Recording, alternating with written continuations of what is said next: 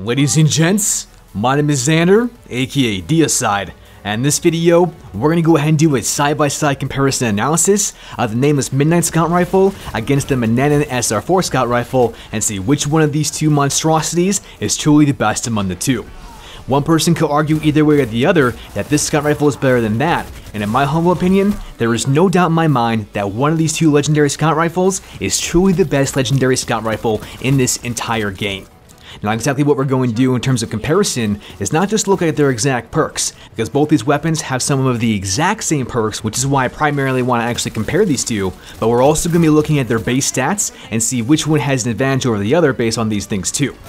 Now before we can get into the actual analytics, we also have to know exactly how we can get one of these two things, and the first one that we're going to look at is the Nameless Midnight.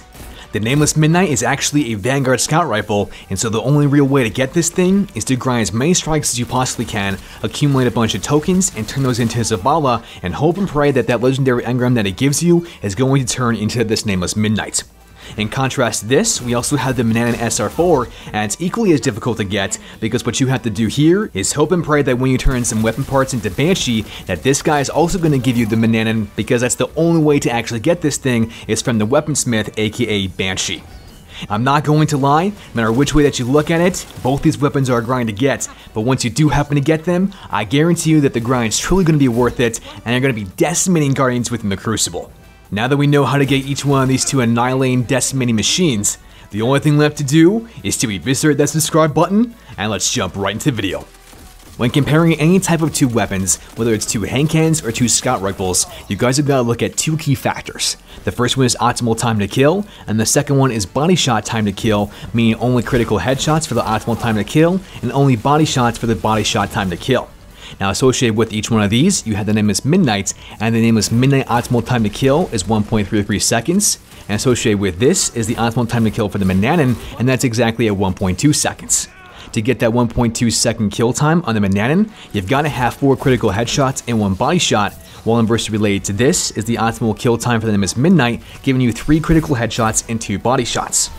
So as we can see from right there, the Manannan actually has a faster kill time than the Nameless Midnight, but in correlation with this is that you have to be much more precise with the Manannan in comparison to the Nameless Midnight. You have to get exactly 4 critical headshots and 1 body shot, but you only have to get 3 critical headshots and 2 body shots with the Nameless Midnight. The next thing that we gotta look at is the body shot time to kill for each one of these weapons, and for the Nameless Midnight it's 1.67 seconds, and for the Manannan it's 1.8 seconds. So if we're talking about just body shots alone, the Nameless Midnight actually does a better job than that of the Manannan, and you only have to get 6 body shots with the Nameless Midnight, whereas with the Manannan you have to get 7. So right here we can see that the Manannan actually takes much more skill to use, and it's not as lenient as say the Nameless Midnight, because again you have to get more critical headshots with the Manannan in comparison to the Midnight, but you can also get fewer body shots with the Nameless Midnight in comparison to that of the Manannan. For overall damage output, the Nameless Midnight does 48 points of damage for critical headshots, and does exactly 34 points of damage for the body. In comparison again to this is the Manannan, and the Manannan does 44 points of damage in the head, where it only does 29 points of damage in the body. This is due to one key factor, and that's their other base stats, according to their statistics like impact, range, and stability. Some of the stats that both these weapons have in common is their attack at 42 out of 100 and their magazine size at 16 out of 16, making them both very proficient in both these manners. Now where these things also come very similar but just differ ever so slightly is their impact, as the Nameless Midnight has 62 whereas the Manannan has 60, and they're also their stability at 44 and 46 respectively too. Now where these things differ is quite drastic, and the first notable thing here is their range. The Nameless Midnight has a much greater range than that of the Manannan at 46 compared to that of 32. Where you can also see a big difference is the aim, but in this case the aim assistance on the Manannan is much greater than that of the Nameless Midnight at 72 in comparison to 62. So right there with those two things, we can see a very drastic difference in that it's much easier to land shots with the Manannan, but the range on the Nameless Midnight far exceeds that of the Manannan. One other thing that's a huge factor for both of these weapons is the recoil control and that recoil direction. The Nameless Midnight has a recoil direction of 79 out of 100, and the Manannan has a recoil direction of 60 out of 100. So right there again, we can see that the Nameless Midnight in its recoil pattern is much more predictable and easier to control in comparison to that of the Manannan. The very last thing that I want you to note in terms of their base stats is that the Nameless Midnight has a rate of fire of 180, whereas the Manannan has a rate of fire of 200. So if all of these things combined, you guys can really see that each one of these weapons has pros and cons for each one of these base stats. Some of them are very, very similar, some of them are the exact same, and some of them are so vastly different that it's absolutely dumbfounding to see this drastic difference. The main point of me showing you this is that each one of these things can be a pro or a con for you, and it really just depends on each one of your guys' preferences, whether you like to have more range, whether you like to have more stability, whether you like to have more impact, and so that's why I'm saying all these things combined, because all these are going to be factors for how you personally play. The very next thing that we have to look at is all the perks that are on both these weapons, one of which is actually intriguing to me, and that's called Explosive Payload, both of which each one of these weapons share. Now, Explosive Payload states that this weapon's bullets create an area of effect detonation upon impact. Essentially what this is explosive rounds from Destiny 1, and we all know as to how powerful that one perk was within Destiny 1. That power transfer is the exact same within Destiny 2, because just like in Destiny 1, there is no damage falloff with the explosive payload detonation effect, meaning that there's exactly no range falloff, and that's fantastic in every way, shape, and form. So it doesn't matter if you're up in someone's face or they happen to be cross-map, this damage output from explosive payload is always going to be consistent, and that in my opinion is why both these weapons are probably one of the best, if not the actual best legendary scout rifle in this entire game. Now with all this set aside, you also have to know that the damage output from Nameless Midnight with explosive payload is at 17 points of damage in comparison to that of the Manannan at 15 points of damage. The reason that there's a little bit of a difference here is because with the Manannan, that thing has an impact of 60, whereas the Nameless Midnight has an impact of 62, and so that's why you see that slight difference in overall damage output from explosive payload. Regardless, this is one thing that's truly fantastic and phenomenal about these weapons, and why they're such powerhouses within PvP. Another perk that each one of these weapons shares is something that's called Steady Rounds. And Steady Round states that this weapon's magazine is optimized for recoil control, implying a major boost in stability at the cost of decreasing a little bit of the range. Now you can also choose from different perks, but the way in which I'm using both these weapons is to have on this exact same perk, and that's what you're seeing in the game footage for both the Manannan and also the Nameless Midnight, because I personally believe that having on stability is the best possible thing that you can have whenever you have the option. A greater stability allows you to have better recoil control, better recoil control allows you to hit more headshots implies higher DPS, and a higher DPS means a faster time to kill. Now we also know the exact time to kill for both these weapons, but that does not take away from the effect that having that greater stability will then increase the odds and the chances of you getting more critical headshots and ultimately having a faster TTK. As far as overall perks go, this is exactly where the two weapons now start to differ, and that's coming from one of the intrinsic perks that the Nameless Midnight has called Precision Frame, and in comparison to that, we have the Manannan that has Lightweight Frame. Now if we want to understand exactly how effective that each one of these perks are, we have to know exactly what they are and exactly how they're meant to be used. So Precision Frame states that with this weapon's recoil pattern, it's more predictably vertical, and this is phenomenal to have because this is the exact same perk as Counterbalance back from Destiny 1. What this allows the weapon to do is obviously have better recoil control, and better recoil control implies more headshots and thus equating to more DPS in the long run. Now this is what happens to be on the Nameless Midnight, but if we were to look at the Manannan, it's got Lightweight Frame. And Lightweight Frame states that this weapon has superb handling, causing you to move faster with this weapon equipped, much the same way that the Might Multi-Tool does when you have it equipped.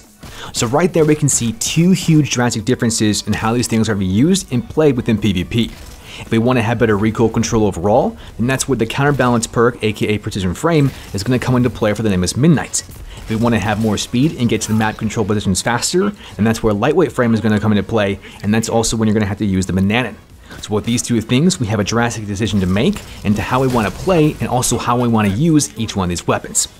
The next key difference here comes in the overall sights. And the overall sight for the Nameless Midnight, you can choose between either the Red Dot 2 MOA, Red Dot Micro, or Rifle Scope SSF, or you could also use the Manannan, and we have the option of choosing Candle PS along with Impulse MS3. Now one of these 5 sights is all going to be different from one thing to the next, but let's first of all just go ahead and start off with the Nameless Midnight sights, starting with that of the Red Dot 2 MOA. Red Dot 2 MOA is a snapshot short zoom sight that slightly increases range while simultaneously increasing handling speed. The Red Dot Micro sight is an agile short zoom sight that increases range while at the same time keeps up the handling speed that's the exact same constant as the Red Dot 2 MOA sight. The very last sight that we can choose from here is the Rifle Scope SSF, and that is a focused long zoom scope that significantly increases range yet decreases handling speed. Now, if I was you guys, and what I personally happen to use myself, is the Red Dot 2 micro sight. And the reason for this is because not only do I get that increased range, but at the exact same time, I keep the handling speed just the same way as the Red Dot 2 MOA sight, but the key difference here is the way in which each one of these things looks. If you look at both the sights and you actually have them equipped, one's going to be significantly larger than the other, and so when you actually aim down the sights, that's a huge difference in peripheral vision, and that's why I happen to have on the one that's smaller, because the one that's smaller allows me to have a wider peripheral vision and allow me to go from one guardian to the next much easier, and that ultimately allows me to get more kills in the long run. Now, if we were to look at the Manannan has one of two sights, and that's called either the Candle PS sight or the Impulse MS3 sight, and the one that I highly recommend the most is the Candle PS sight. The Candle PS sight is an Omolon short zoom scope that greatly increases handling speed while simultaneously increasing range. Right off the bat there, you know that number one, you're going to get a faster aim down the sight time, and you also get increased range, and right there, you simply can't go wrong. You also have the option of using the Impulse MS3 sight, and with that sight, it's another Omolon sight, but in this case, it's a long zoom scope that drastically increases range with a trade-off in handling speed. So once again, we can see that with this type of scope, we get a greater increase in range, but the handling speed for aiming down the sight is much greater, and so for me and my personal preference, I like to have on that Candle PS, because not only do I get a boost in both increased handling as well as the range, but I also have a very wide peripheral vision, and that scope literally takes up no peripheral vision at all. It's almost like a hologram scope while having a very nice precision red dot, and for me, that's fantastic because that allows me to get more precision headshots, and more precision headshots means a faster time to kill. Throughout the entire game footage that you guys have been seeing so far, the exact perks that I have on the Nameless Midnight are Precision Frame, Red Dot Micro, Steady Rounds, and Explosive Payload. In comparison to this, we have the Manannan, and the exact perks that I've been using are Lightweight Frame, Candle PS, Steady Rounds, and once more Explosive Payload. So if you guys were to try out one of these two weapons, that's the exact same build and the exact same setup that I would recommend, and that's because number one, I believe that stability is by far the most superior stat to have because that's going to have a better recoil control, and number two, having a scope that gives you a wider peripheral vision is by all means the best way to go because seeing more guardians while you're aimed down sight allows you to go from one guardian to the next more efficiently, and efficiency and time to kill go hand in hand. After hearing all the pros and cons from one weapon to the next, in terms of their base stats, their intrinsic stats, as well as their intrinsic perks, and hearing all of these things, you guys can really understand as to how each one of these two weapons functions. The only thing left to answer is, which one of these two monstrosities is truly the best among the two? In my humble opinion, that's the Manannan SR4, and let me explain my thought process and my reasoning, as well as my personal playstyle and why it fits it so well.